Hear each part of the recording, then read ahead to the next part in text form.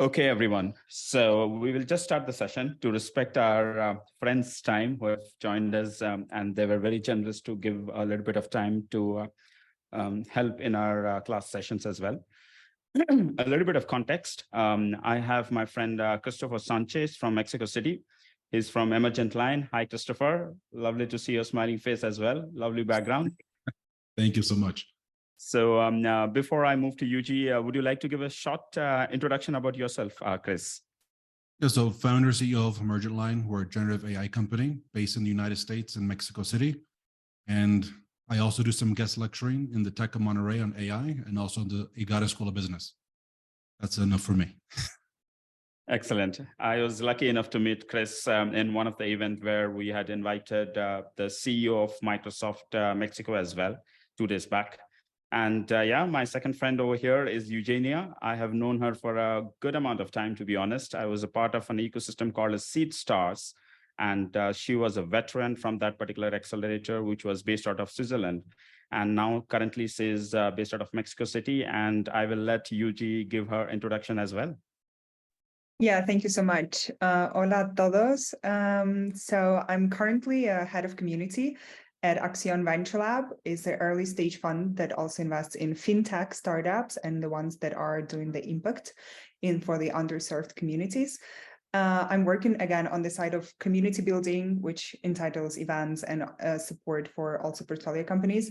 But as Saswat mentioned, I used to work at Seed Stars for almost 5 years and doing mentorship and kind of supporting entrepreneurs all over the world, working in different accelerators with UN Women, with CAF or like BBVA banks, like different programs to support startups on their journey.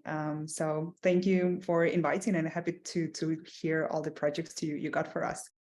Thanks, Yuji. That's introduction from our guests. And we'll start off with the 3 teams, actually. The way we structure our presentations is that some of our team members or the cohort members, they have been trained on the basics of entrepreneurship, venture capital. They've seen business cases. They have done a little bit of due diligence around some of the startups as well. And hopefully, with a little bit of broad skeleton and the context that you had given in one of our classes, they'll be presenting a business idea. So I have no idea what their businesses are, to be honest. So I will be also looking into these ideas from very fresh eyes. And then let's start from team 1, which is constituting of Montserrat, Marcos, Max, and Gustavo. Keep your presentation to 15 to 20 minutes or less if possible. And once your presentation is over, we will take a pause and we'll take some questions from the guests as well. Perfect. Okay.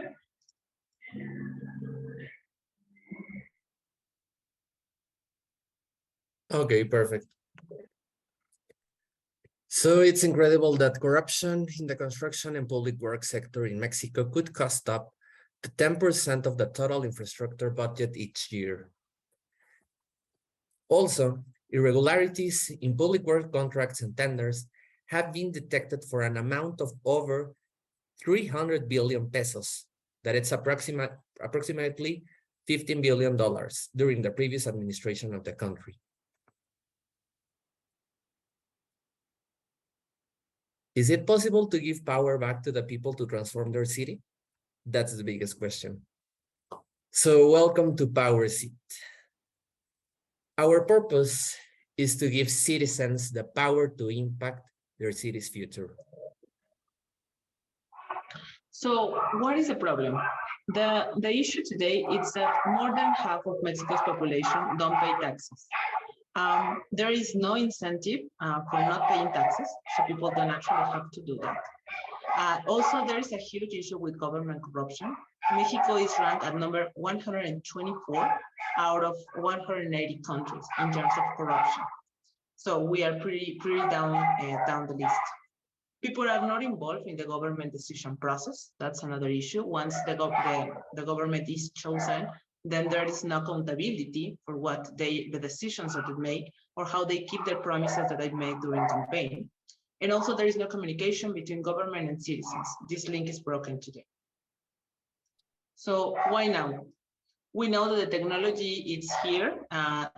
to enable us to take accurate decisions. We know that there is this big movement, not only between new generations, but also with Gen Zs and millennials, about creating more communities, looking forward to create a better quality of life, to be more transparent, and to give more free access to information, and also share information between different communities within the same country and also outside of the country. We know that self-awareness is increasing, and we do know that the new generations are speaking up and actually communicating what their needs and desires to have a better quality of life are. So what is our solution? What we could propose is to create a DAO based on allowing people, giving them a vote on how their taxes are spent by the government. Okay, so basically what you do is the more you contribute, the more money that you contribute to your government by paying your taxes, which is basically a responsibility, the more you can influence the decisions about how your community is developed. Meaning you will have more power to decide how the money is allocated based on what are the needs within the community. If you are a responsible citizen, then you should have a say in how your money is spent, specifically in construction and developing programs.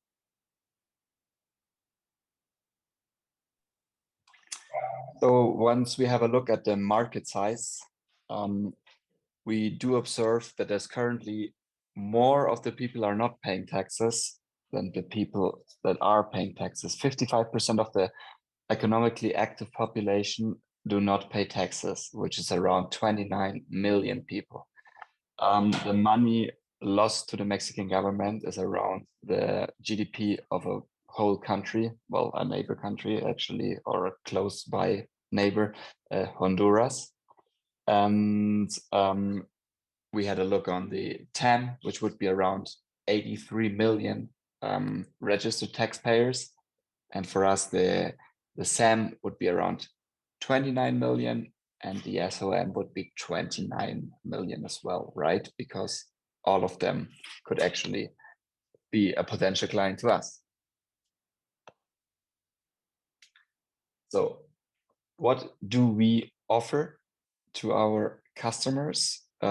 We thought about a business model that involves two types of tokens that would actually be awarded once people start paying taxes.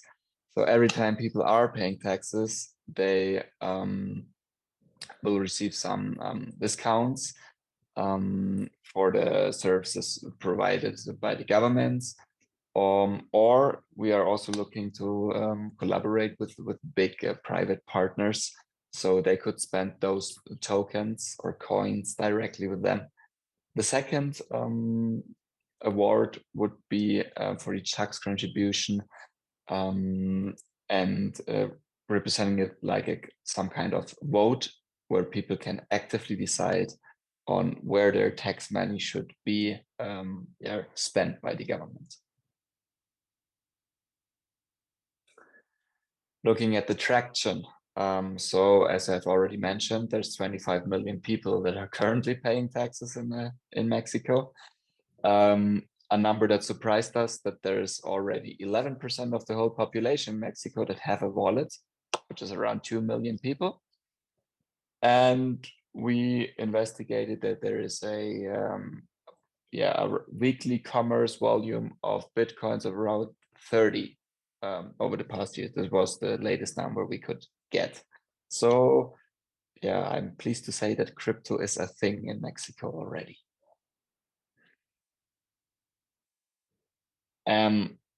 What also pleased us on our business idea is that we don't observe any real competition yet. There is no other company that has this business idea of involving citizens on political decisions. On the other hand, if we look at local state governments or municipalities, the government does offer discounts on taxes if you do an early payment, right?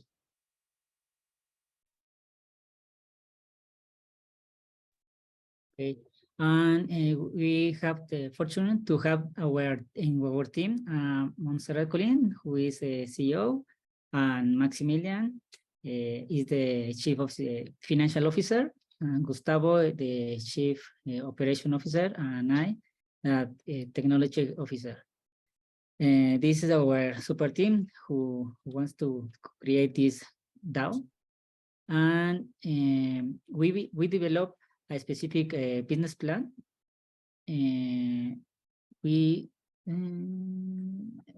Yes, thank you.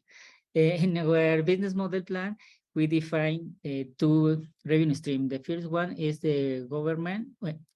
We seek to have the income according to the number of taxpayers who adopt this platform, and we charge an 0.01% of fee of additional person who use our platform in the beginning, and then we seek to have an additional income in order to have additional income based on the fees or the charge that or all the transactions that the taxpayer are making.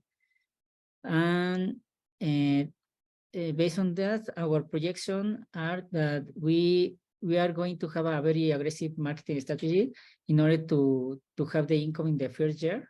And also we are looking to have the 1% of this TAM in the first year, and the second of next years we are fine to 5% to adopt for new people to adopt our platform. And we were looking to some investment that is can you check? Yes. Our initial investment is for 12 million of pesos, and this is a distribution we are use this investment. Also, we are developed a new platform and additional investment to develop all the marketing strategy, and also to pay the staff.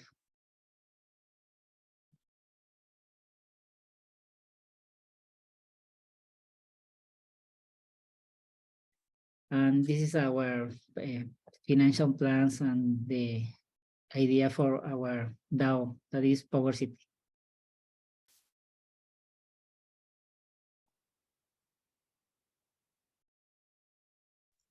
Any questions?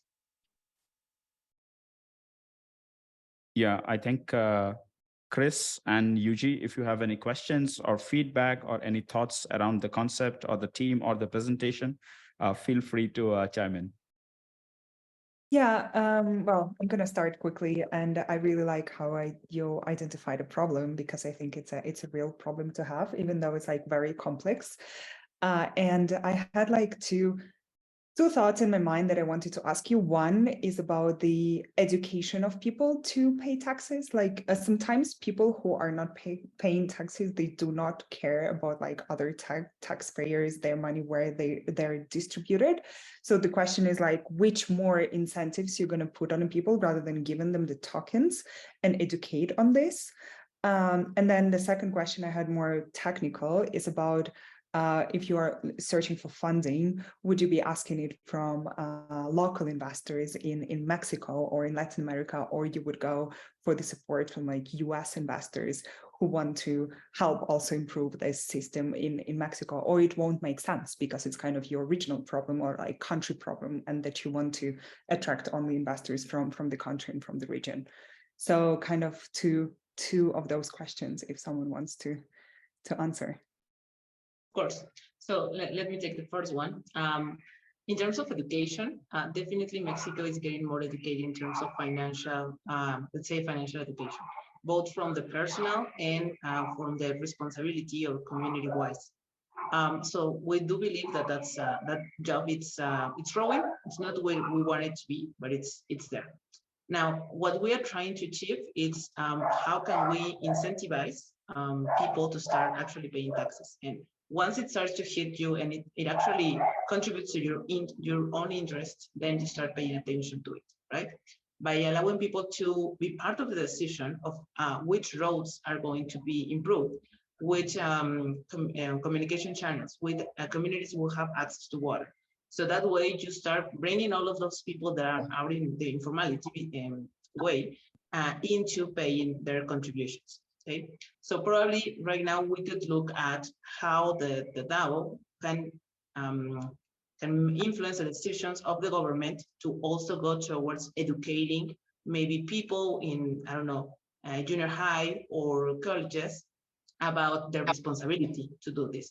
But in the, like, let's say in the, on the core, what we are trying to achieve is incentivize people by giving them the power to actually make a decision how their money is going to be used and actually see that impact in their communities.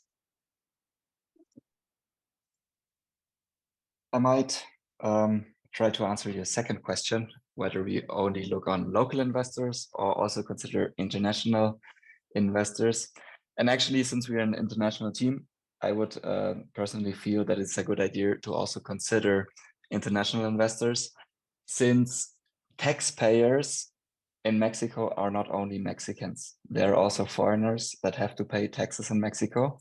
And when you have a look on, I don't know, global mobility, when you have a lot of expats living in the big or small cities in Mexico, a lot of them are actually not paying their taxes the way they should.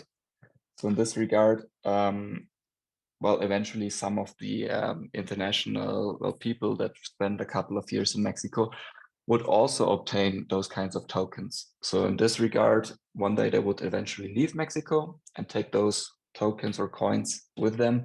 So I think it's a very attractive model abroad.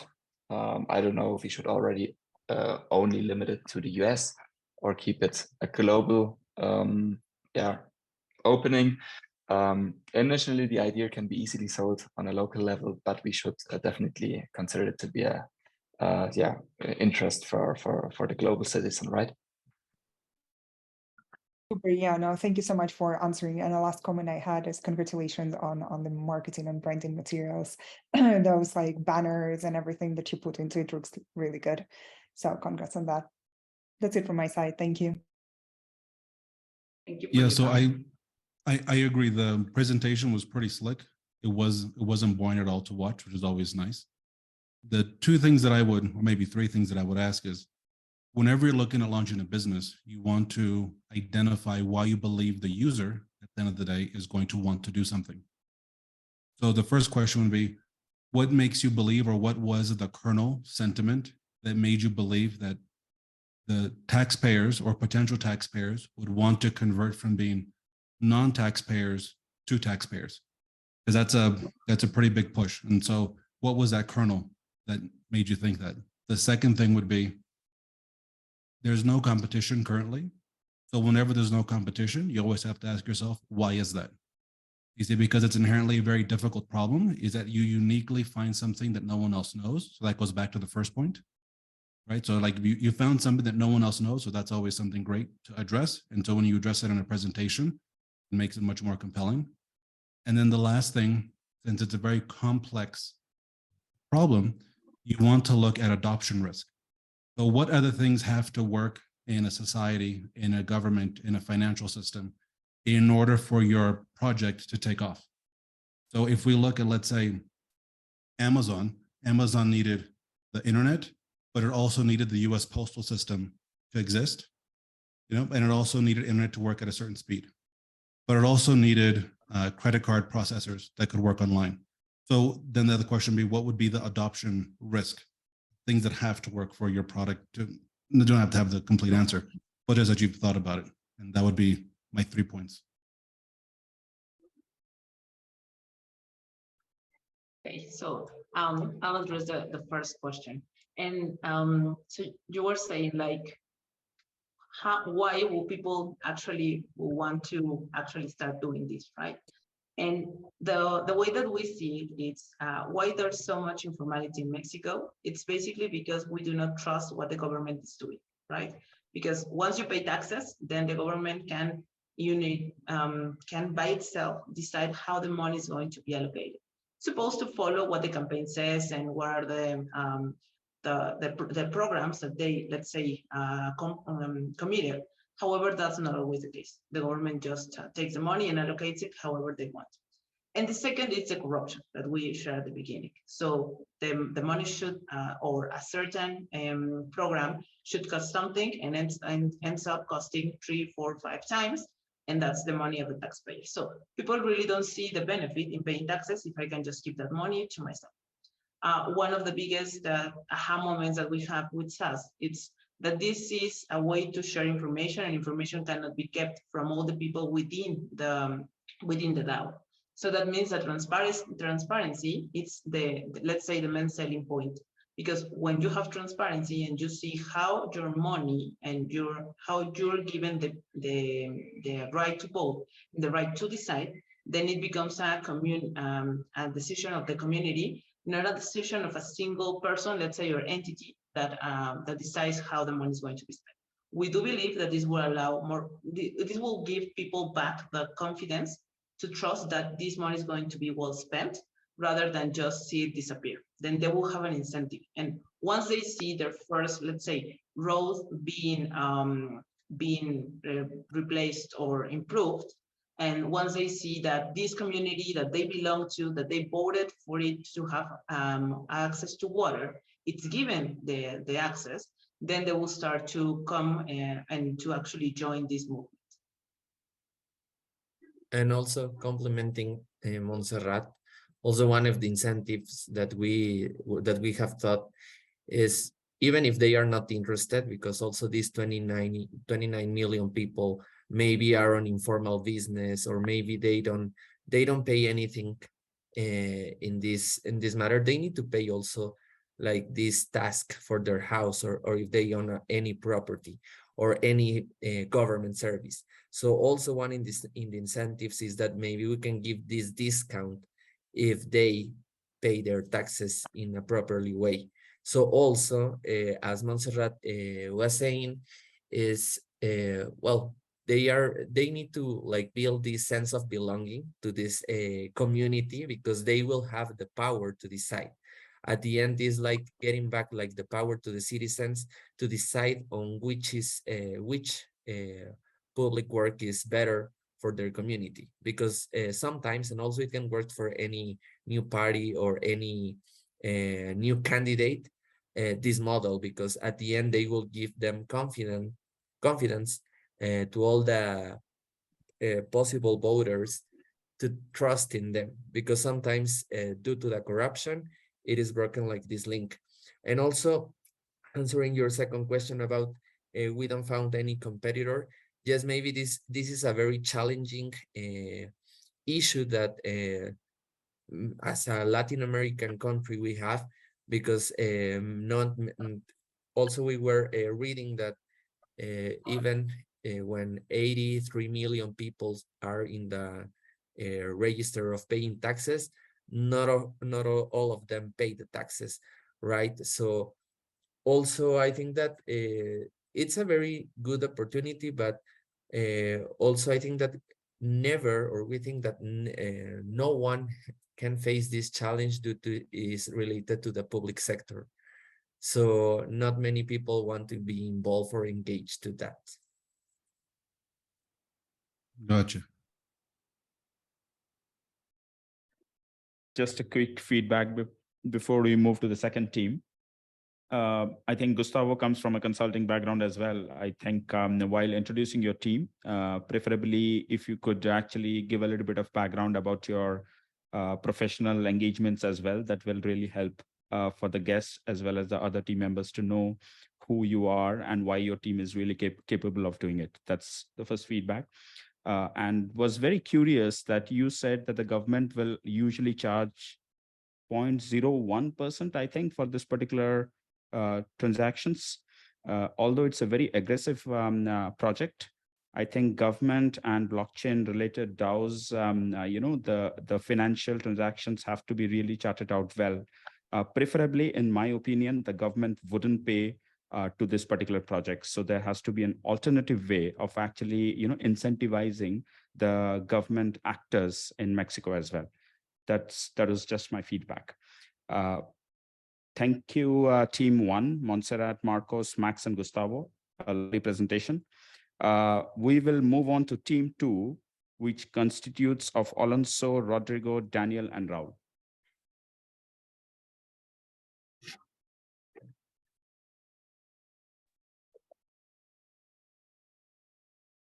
Thank you and good night to all of you. Okay, can you guys see my screen? Yeah. Okay, so we will be presenting COW, the COW DAO.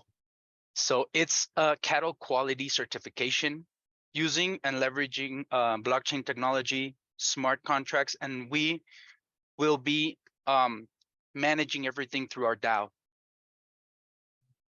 Okay, so COW is a community focused on bringing the benefits of Web3 to everyday products by leveraging the mentioned technology in order to empower consumers. So we believe that our actions will benefit the world by improving the overall health of individuals by giving them the certainty that they are consuming quality products. And when consumers are with their food of plate in front of them, they could have the certainty that they could go all the way back and trace the origin of those foods and guess for themselves if that product was produced in a responsible manner and if it's worthwhile investing in that food of plate. Okay, so our mission is to solve the environmental and health problems with through digital solutions, through Web3, through tokenization, blockchain, and smart contracts. And these are our founders, Rodrigo, Alonso, Daniel, and Raul. Rodrigo has a solid engineering background. He was the expert who really gave us a true sense and a true feeling of how the production of cattle in this particular case of our DAO traces back from the point where the cattle is born all the way to it gets to a restaurant maybe. So he was the expert in that part. Alonso has a strong sales background, so he is the one that is very sensible to the part of managing and you know how does the meat go from point A to point B in an efficient manner. Daniel is our chemist. He has a strong background in chemistry, so he will be explaining the part where when does meat go bad and what is quality meat, and he is providing insights onto where is the quality or how to judge the quality of a product. And me, I have also a business background, so I can also help or will be helping with managing the business model as a whole.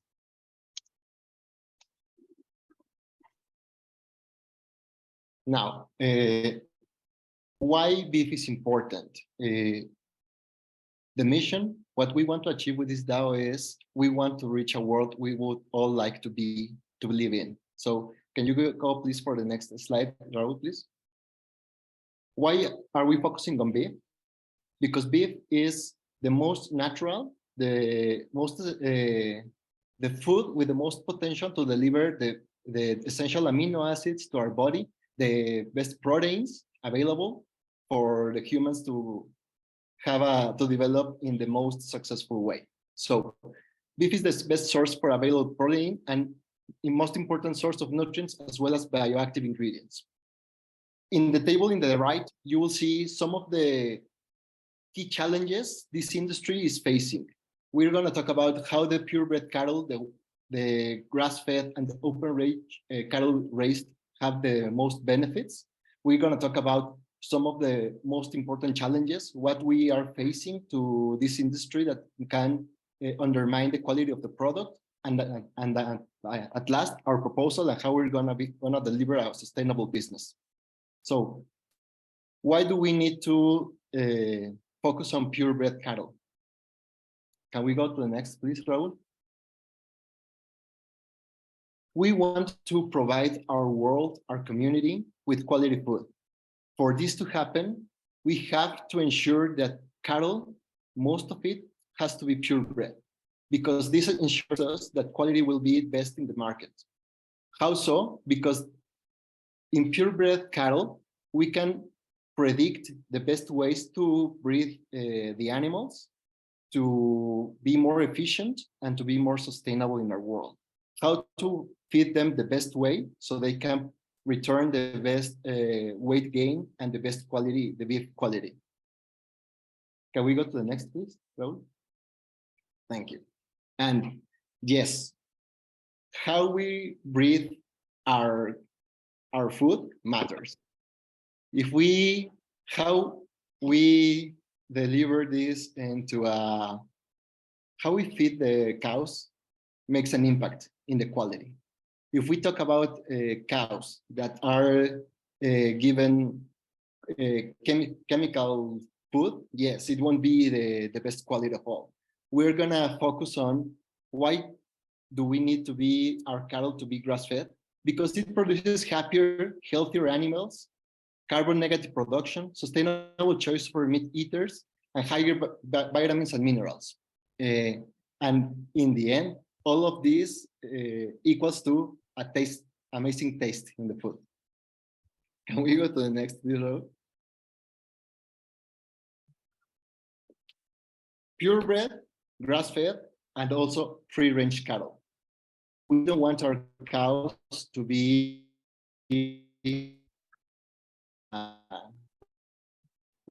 only live to be transformed into food. We want our meat, our cows, to be range-free, to be free around the pastures, to grass from different sources of plants, because this, when cow, it improves the animal welfare, reduces stress, gives better nutrition because of the more varied diet.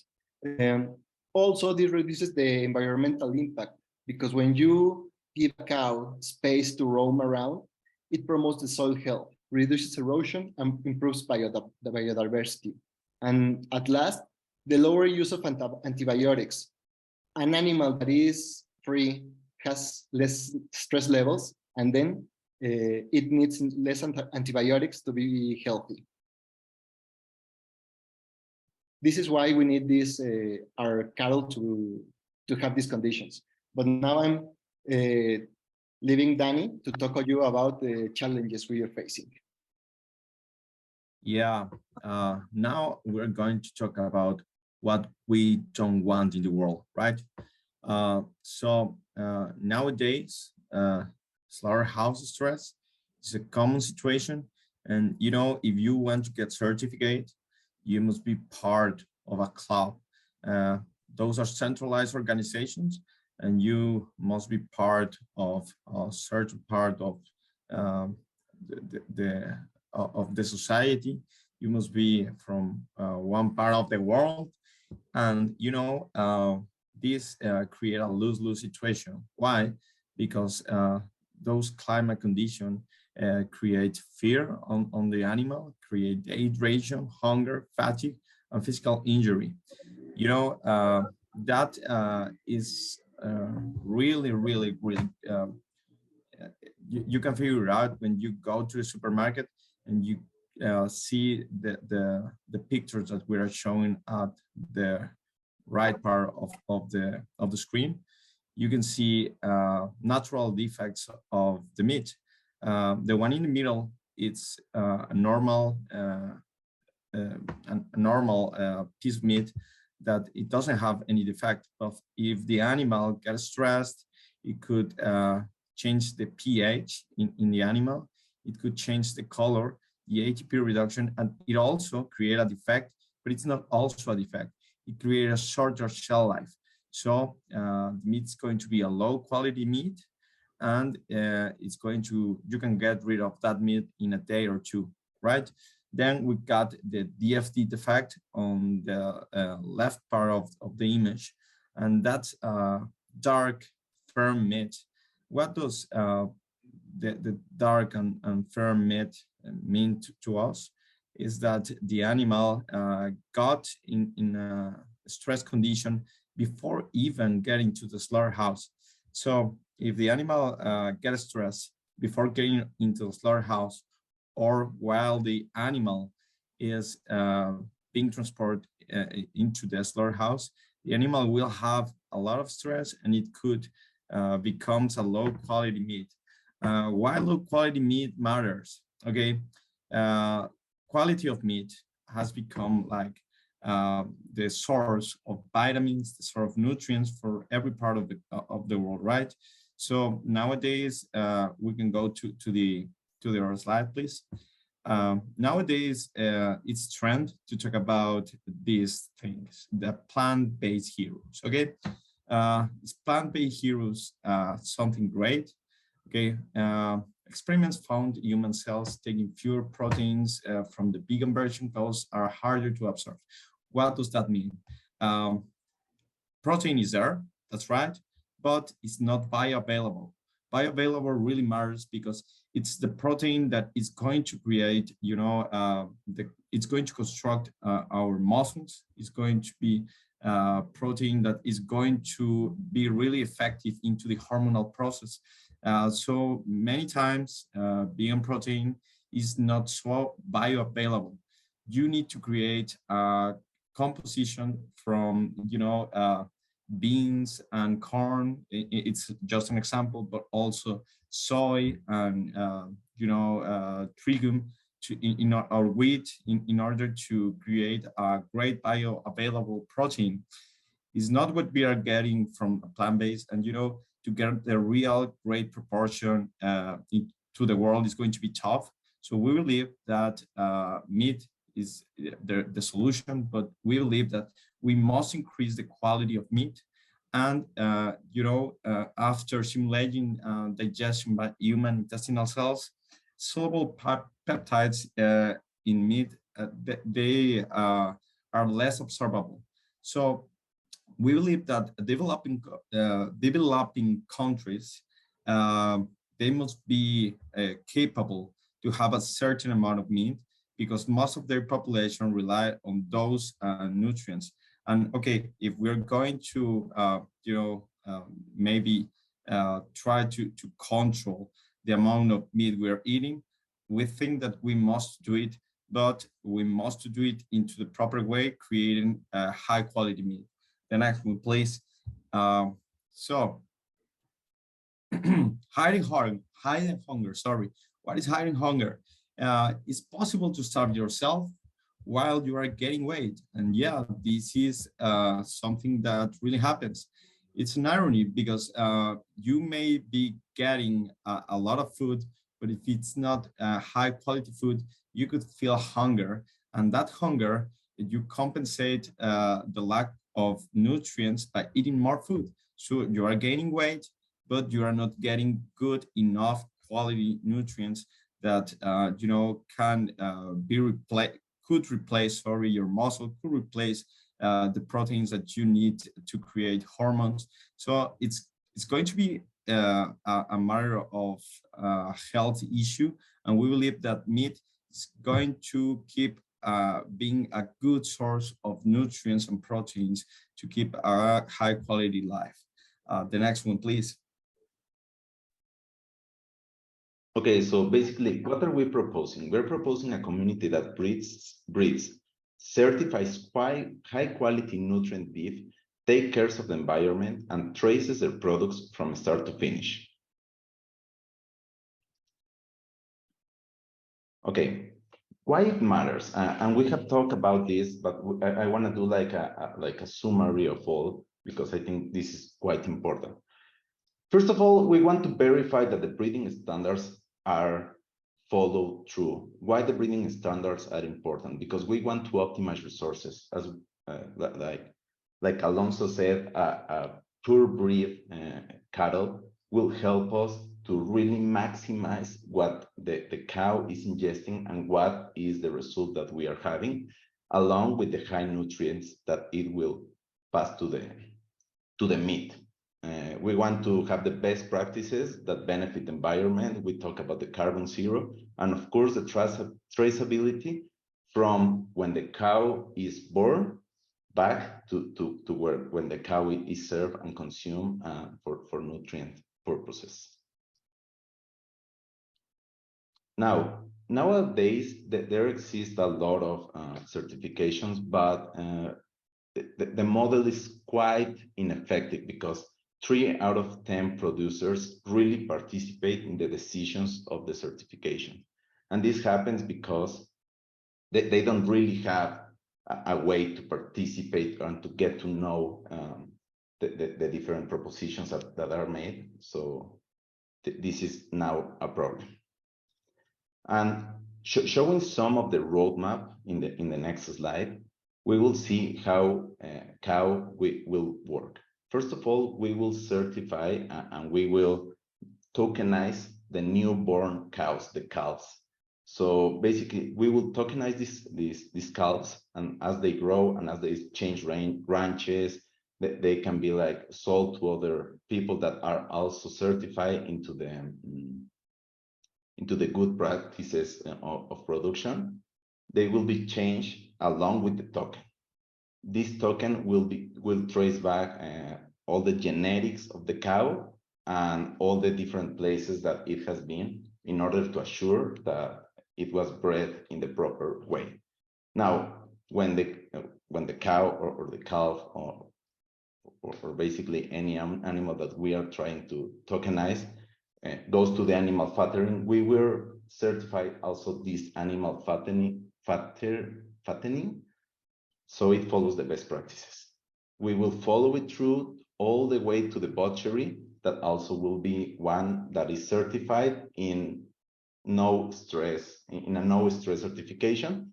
And when it is sold in the supermarket or in the restaurant, the final customer will be able to trace back everything that has gone through, like the meat has gone through, and will be able to assure that the nutrients are of the highest quality.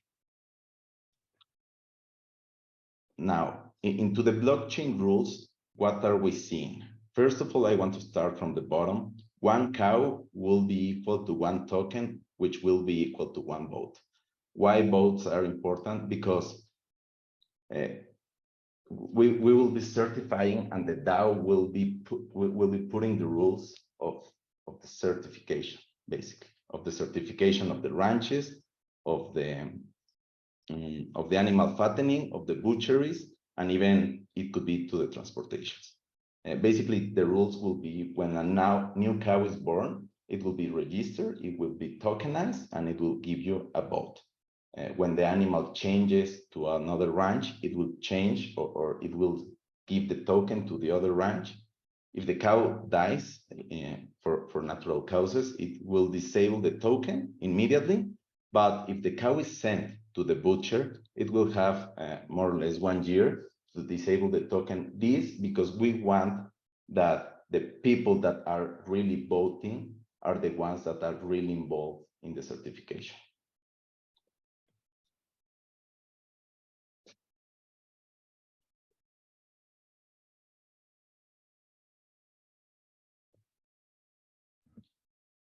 Yeah, okay. What are we planning? Sorry. So before we talk about certain financials, and I think it's important to bring down to earth a true consumer perspective to where the consumer will find value. So we all go to a supermarket and we buy meat, and we already find distinctions between meats. We know that there are Angus, choice, silver, Wagyu, and maybe these might be quality markers, or they might be just justifications to pay certain amount of money for certain types and qualities of meat. But we do see a big hole in the market because it's not a real empowerment of the consumer, and that's where we wanna bring in our solution through technology. So we want to really empower the consumers. The consumer should be able to make its own decisions and have an unbiased perspective of what's really happening in front of him when consuming something, and that's what we want to provide for the consumer. So we know that here in Mexico, I know that this worldwide might vary, but you know, a fat cow can be sold in a range of between 40 or 50,000 pesos. And we are estimating that we could charge between 1 and 1.5 or 2% of the worth of that cow on average. So that's around a $30 price range per cow per registry per cow, sorry. And the headcount of cows in the world is around 1 billion. So we're talking about a total addressable market worth of around 30 billion. So that's the market size that we're dealing with.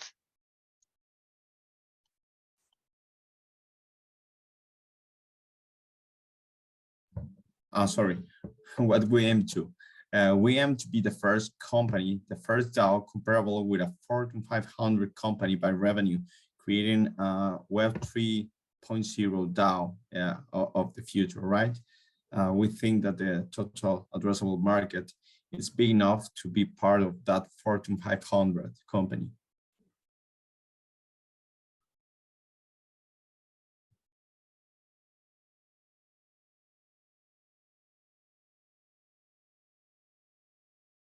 And this is talking about cows and cattle.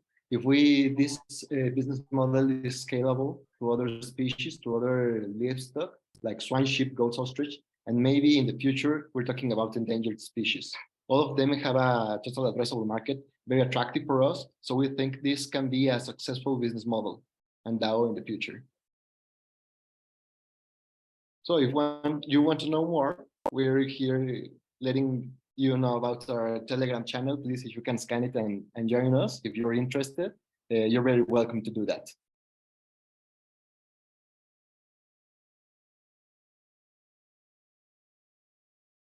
Okay, thanks for this wonderful presentation. So I will take a pause, and Yuji and Chris will take some questions and give you some feedback as well.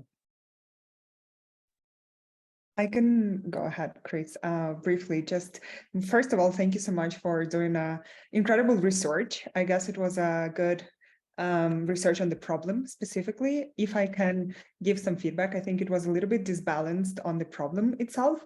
Like, I'm not sure you need like around 8 slides on why the cows need to be grass-fed and like how it all works and why it's important, because like, I think every one of us understands that like the quality of meat, it is important, but again, on the presentations, not sure you need so many slides about it.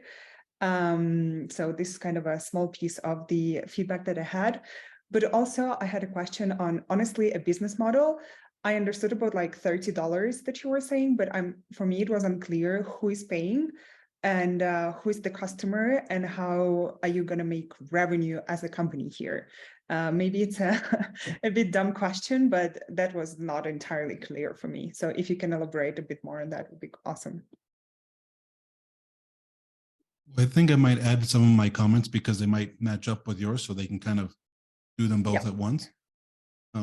I think the overall presentation, it was great, the research that you showed, but again, there was the missing aspect of, so when we find a problem, so like just in the previous presentation, like if I find a bunch of land and it's empty, and there's nothing there, and then I have a thesis that I'm going to create a farm, a ranch, whatever. I have to be able to show why no one else has done it, if they haven't done it, because I see something different, something unique you can see that's going to create value there. Then stepping beyond that is why you believe, for example, you have a few users. You have the ranchers who have to agree to join the DAO and farm. And then also we have the end consumer who has to be able to pay the premium to support the people that are farming in the DAO. And so it's about showing those little things. And I think if you are able to explain that in any presentation, no matter what you're doing, it makes it infinitely stronger.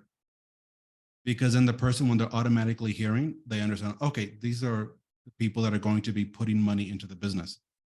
One thing that I did like, and I think should be earlier, was the hidden hunger. Because I think that was very interesting. And that was a really good point that could have gotten anyone interested if it was put in the first 1 to 3 slides. Because it's something that a lot of people would listen to and they would say, oh, wait, I can get fat and be malnourished. And then the person can like, okay, well, explain this more. And then you can talk about why having healthy cows is important. And then you can lead them on this simple journey. So you're not just hitting them with a bunch of facts, because any investor or any partner, they're going to listen to a story. That's how we learn. That's how we capture information. So those are some of the comments, some things that I would say, and kind of goes along with the previous comments. Thank you for your feedback. And guys, I don't know, one of you would like to answer the question, or should I go ahead? It's you, Alonso. You're the one who's doing it. You're giving the answer. Yeah, that's a very fair point, Eugenia. As you said, who would be interested in paying for certification? Yes, that's one of the main questions in the team we had.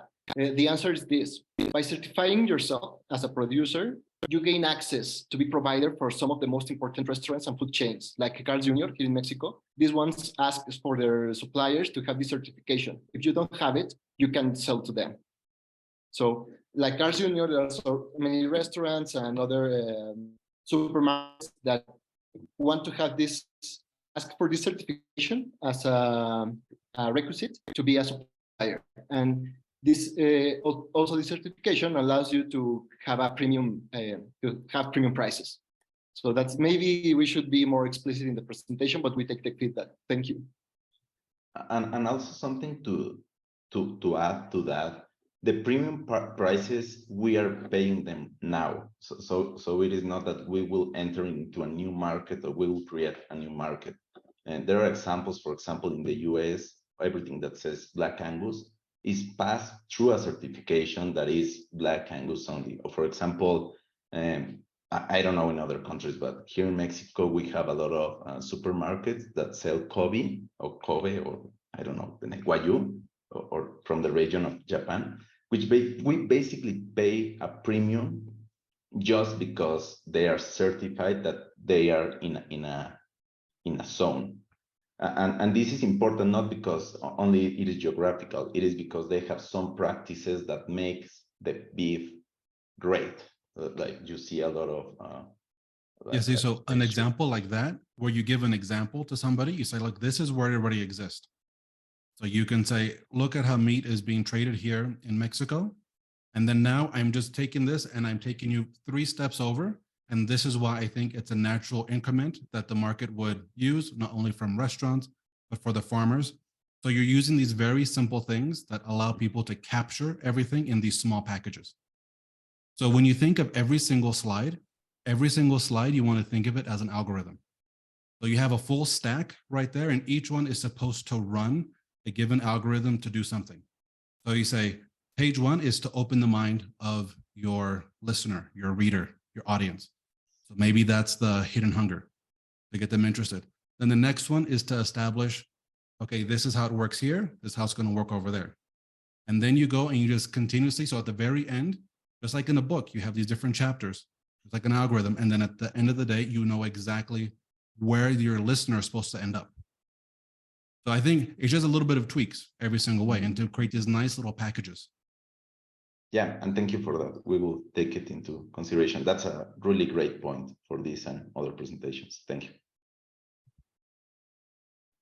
I'm glad Sassy is recording the session because maybe we will revisit it later. You have to send me a message if you're listening to what we said again. Send me a message like, oh, I listened to it 12 times. I'll feel good. Yeah, sure. Please, your contact data, please. There you go.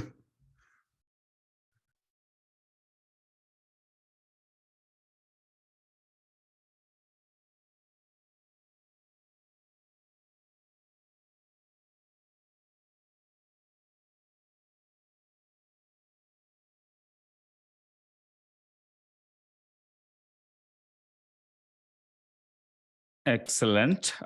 Let's start with the third presentation by Antonio, Guillermo, Ale, Rosario, and Kevin.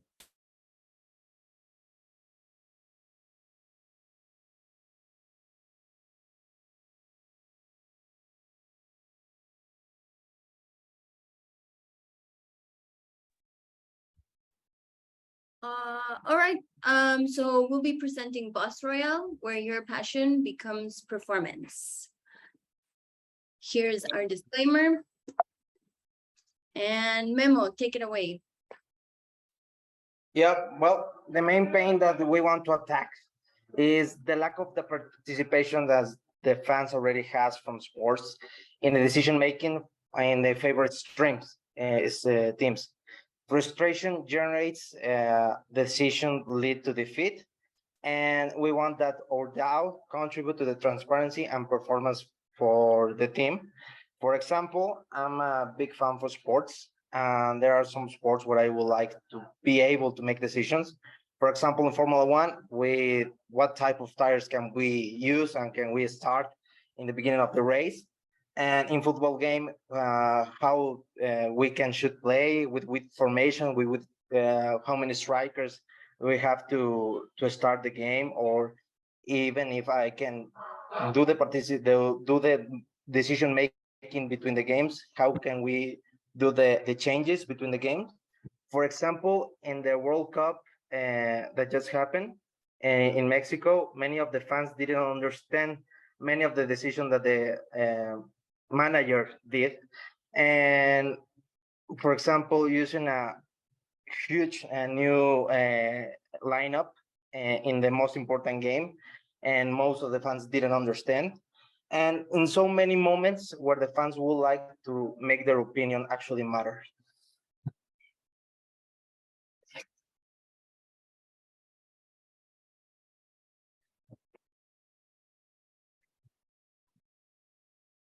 Oh, sorry. Can you hear me there? Yeah.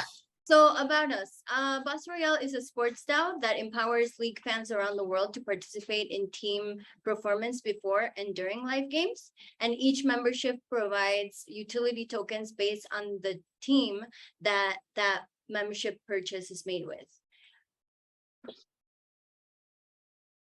Our founders, we have Kevin, our founder and co-president, founder and chief product officer, Antonio Esper. Rosario Rios is our founder and chief financial officer. I am founder and chief marketing officer, and Memo is our founder and co-president as well. So what is a sports DAO?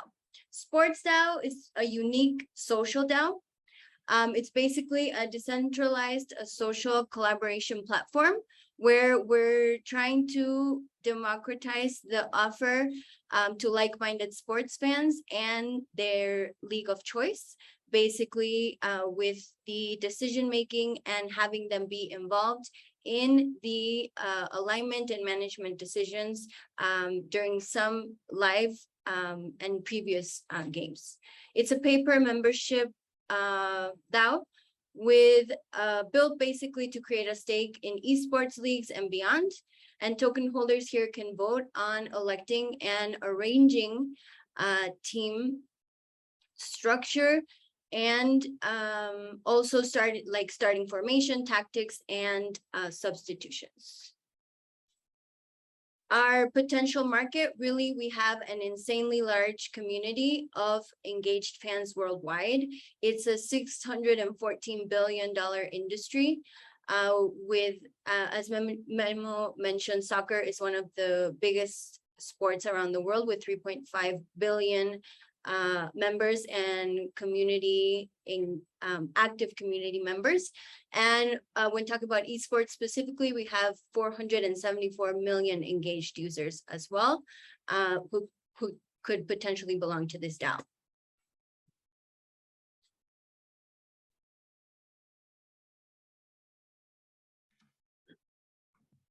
Well, regarding why is our DAO different from the rest, or like why should you trust the services and the community we're building?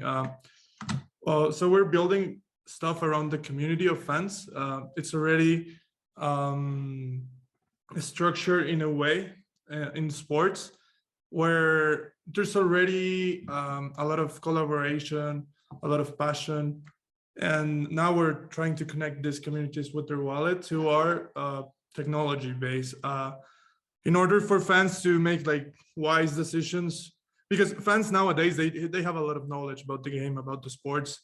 So in order for them to engage properly, like they will have access to like technology and like real-time statistics and analytics, also like content creation through like VR and AR experiences.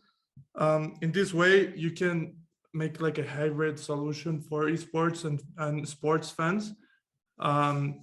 Also, the entertainment industry is growing at a rapid pace. Our founding team has experience in this industry, and why we picked this is because there's a huge fan engagement already. There's a lot of innovation that's going on, and like fans are only getting more like wise, more frenetic, more energized about the results of their teams. So in this case, like that's why we picked this industry, and also the partnerships. We're looking already for growing leagues and sports people, esports or sports, whatever, in order for them to help us grow and to provide this link to the communities, to the actual teams. If that makes sense.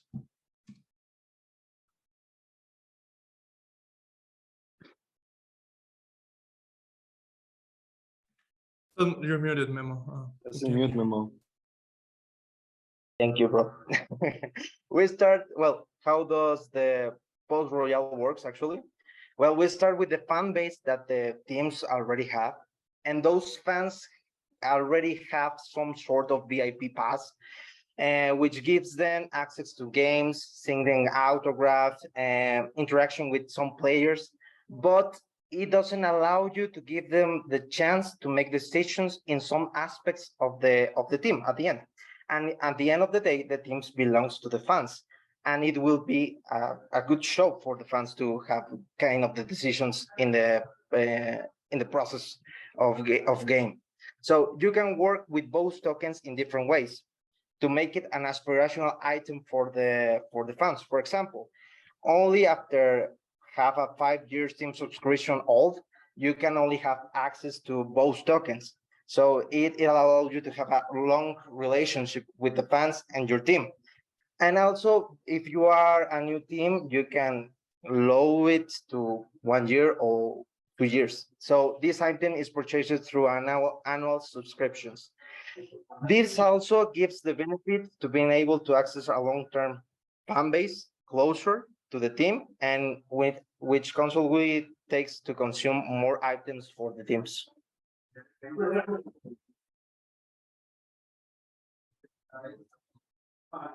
relation with the financial prediction, we begin with 3 million of followers. We consider this figure because in Mexico, the followers of soccer is around of 13 million of people, and we consider continue growth each year, and the year number 31, we consider to have more than 6 million followers.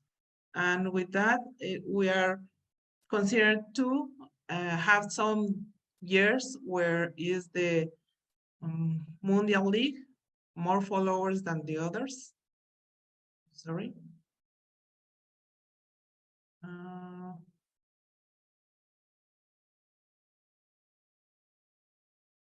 Give us a second. Okay, the next, please. Okay, and with these followers, we consider to have profit like 6 million the first year that continue growing each year because we will have more followers. This project could be scalable of different sports in different parts of the world. If we can have all the market of the sport, we can be rich so soon. Continue, please. Okay. We're seeking an investment of $10 million, which will be invested in the following way to generate. With this investment, we expect to be able to grow rapidly in the following areas. A platform which will be operated permanently by permanent person on site will be tokens designers, interface designer, partnership with teams. Similarly, our team will have legal advice as we as payment of our payroll and for the team that makes up the project. In our community, the strongest expense is related to the marketing strategy and the partnership that we plan to establish. This is because the transmission rights of Mexican soccer, where we will try to start. The plan is to pay for in Mexico is the largest expense. Also, in the events that we plan to hold are events where the community can participate in various types of activities, such meetings with athletes, box seats, private events, photo sessions, among many others. And the next, please. And we will have different indicators, of which of the most important are the number of users, which after 4 years of work, we hope to have 5 million subscribers in our premium membership and be able to generate more than $12 million every year. And I think that's all for this. Yeah. Yeah, well, like we would now like to proceed to any questions you have. That's Poster Royale, and thank you for your time.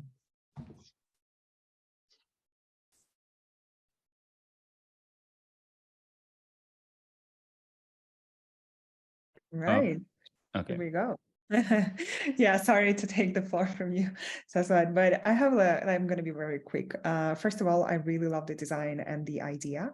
I think that's actually really cool. And I haven't seen that much like activity around there in terms of like tokens and ideas. So congratulations on putting it together. What I would add, or what I was missing, is like the clear business model slide. I know it may be kind of a lot of basic thing, but I wanted to know like how much you're going to charge for a subscription. Maybe I missed it, but this is what I missed, and especially in the end, like key metrics, like the specific number for subscription, how much it's going to cost, or that's what I missed. And then for key metrics in the end, it was also a bit confusing. I mean, if we did not have this presentation, but I only looked at your deck, for example, I would be like very confused if this is the metrics like you currently have, or you're predicting to have them, and for how long. Is it in 1 year, in 2 years, in 10 years? Like what are those key metrics? And this is actually a prediction. So I would make it a little bit more clear. And then the question I had, and maybe out of curiosity, like what would be the incentives for the clubs and leagues and like the sport clubs to work with you and partner with you? Well, I mean, I'd like to take the last one to start with. So for organizations, the sports industry, like clubs usually don't, it's kind of a weird business model where they're depending on sponsors. So when you're appealing to your fans, and when you're like, we're talking about big clubs in the first stages, but also like this can be structured down to like minor leagues and minor teams. But then you can start doing like crowdfunding, or like the fans are the motor, or like what we think the engine of the whole organization. So what we're trying to do is just find the best fit. So for example, let's say one of the fans is a really good analyst, data analyst, or wants to contribute in certain decision making because they have the experience, or they, so I think it's, you have access to this network or this community of talent that are really engaged, and they just want you to be successful. So this is like what is key for the organizations. And also for communities, like fans 100 years ago and fans nowadays are really different, like access to technology, information, education. So also these fans are actually bringing value to the organization and are not just there for the game. They want to help their team win. So it's kind of the balance. Regarding the subscription, we didn't come up with a number because it was super hard for us to really delimit the size of how many people we can have at different phases. But I guess like it depends. It's Yeah, so for the number of subscribers, we did venture to pull together the 12 million by 2031. And we actually have the two pricings. So it would be like the basic and then premium. For basic, we have $150 subscription on annual. And for fan-based premium, we have a 500 annual subscription. Well, this is got it. Yeah, thank you for sharing. No. I was just like, I thought I maybe missed it on a slide, but now it's clear. And yeah, would be awesome to have it visual as well. But this is just a small piece of feedback. But thank you so much again. It was very entertaining. Yeah, I would also like to say the presentation was very slick. Very, very good job on that. The question I have is, how would you, so you're talking about fans are unhappy with how certain decisions are made during certain games. So then how would that interaction work or be envisioned working, that interaction between the fans and the team like during the game? And what would be the, like, kind of give me an idea of how that would play out in a way that half the fans aren't completely angry because they didn't listen to what they were voting for, you know, cause even more problems. Just to give me an idea of the dynamic, because this is something, like, honestly, it's a very good idea. Because whenever you focus on these sorts of products where people really want to congregate around, they want to talk about, you even have, for example, on Prime, you have Amazon Prime, you have viewing parties where you can watch shows with all of your friends. So there's this communal aspect that's been growing through technology. So you could use an example like that to explain how people are looking to do things together. But again, explain how that would work, I think would be really interesting to understand. And then again, explaining why the clubs would work with you in particular, or would they all have their own DAO? Like, would they have Chivas DAO and Puma DAO and America DAO or Yankees DAO? And so just kind of thinking of those things, because I would say through all of the presentations, all of them were very good. The ideas that you're finding are interesting to solve. But what you really want to do is, if you say, okay, I wanted to do this in real life. So let's say we weren't going to be in class. And you say, okay, I want to go and create a business tomorrow, and I want to go and design something that I can go raise money for. The key thing you want to show is why you can take the investor who at first they don't know you, say, okay, this is my idea. This is why I believe the problem that I found is real. This is why my first attempt to solve this problem is going to be reasonable, you know, that you should do. And this is the money. So also, other thing, when you're raising money, you're raising for certain milestones, like metrics of what you're trying to get, not necessarily to be profitable per se.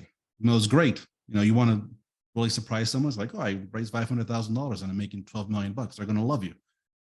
But generally, you want to show what you're doing that for, right? So you can say, we expect that we're going to be here, and then to really dial in on that. Because I think mastering that in the real world, when you're outside of the classroom, you would be able to pitch your product, your business, your idea much more successfully, and to then raise capital much faster, in whatever your project is going to be. And those would be my comments. Well, and how it works, or how we visualize how it's going to work, it's like, okay, if you're, for example, in a soccer game or something that is, for example, in the second half of the game, when of course the substitutions with the players, put it into a vote, put it in the game, put it some kind of voting questions, and you can vote from your cell phone, from your app, for something with your token that you are purchasing. And at the end, it could be a democratic way when you decide how it's going to work the team. Yeah, and to complement there, like the tokens and like kind of the design of these benefits, or this how I would say, like I don't know, power to make decisions. It's kind of a maturity model, so it takes time for you to become like a new fan. But it's just like how usual fans work. So the fan that's only been loving the team for a year is not going to understand a lot of the story of the club and the decisions that have been made. So it's kind of like where the more fan you go, the more power or decision you make. Is kind of this. But also, I mean, like, if we get the money right away, we would first focus on building the communities and really finding the organizations that are willing to open to a DAO environment. In the beginning, we were thinking of like a consulting structure where we approach different clubs in order to help them make their fans more, like, include their fans in their decision making. Eventually, like, the bigger clubs are going to have their own DAOs for sure. like it's how it works, like with new technology. But I think like in the first 5 years, we can try to build this in all the leagues in the world, because I mean, it's digital. And just complementing on what Memo said, is like prior to the game, you can make decisions based on voting. I mean, we're still designing, but like assistance to these events, assistance to watch parties, I don't know, specific swag or merch that can be accessed through this. So I think just in general, we have a like consulting approach to companies, but like fans everywhere is super, like, I don't know, in every sport, I think they have a different structure and different way. So it's going to take some time to actually find the right model for all the sports. Very good. Excellent. Thank you, guys. First of all, thanks a lot for our guests, Christopher, for being generous with your time, and absolutely love your questions as well, Yuji. Before you leave, I would love to just respond to a short poll. Let me know if it comes right on your screen. Are you able to see a poll on your screen? Thank you. Yeah, I think we can all see it. Yes. Yeah, if you could just respond to 2 or 3 of those questions, that will really help me at a later point in time.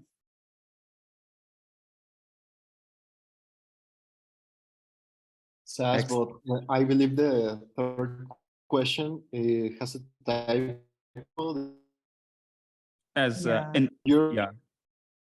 It's twice, Montserrat. As investable, actually. Yeah, but it has option 1 and 2 are repeated. Yeah, Montserrat, Marcos, Okay, Maxim. the second one, that's, my mistake. The second one is Alonso, Rodrigo, Daniel, and Raul. Sincere apologies, guys.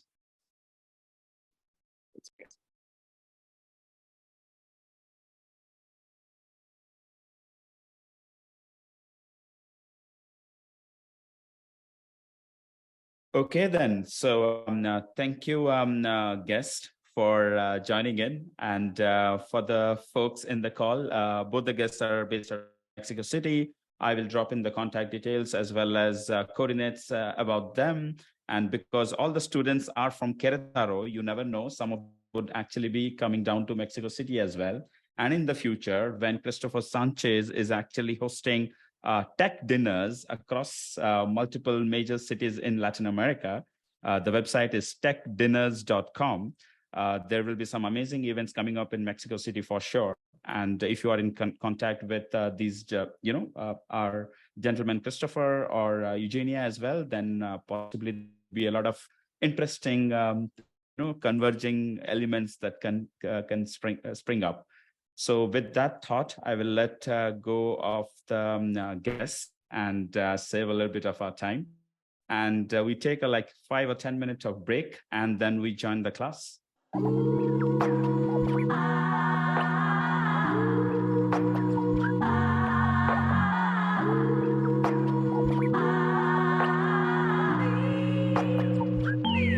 I can't help myself.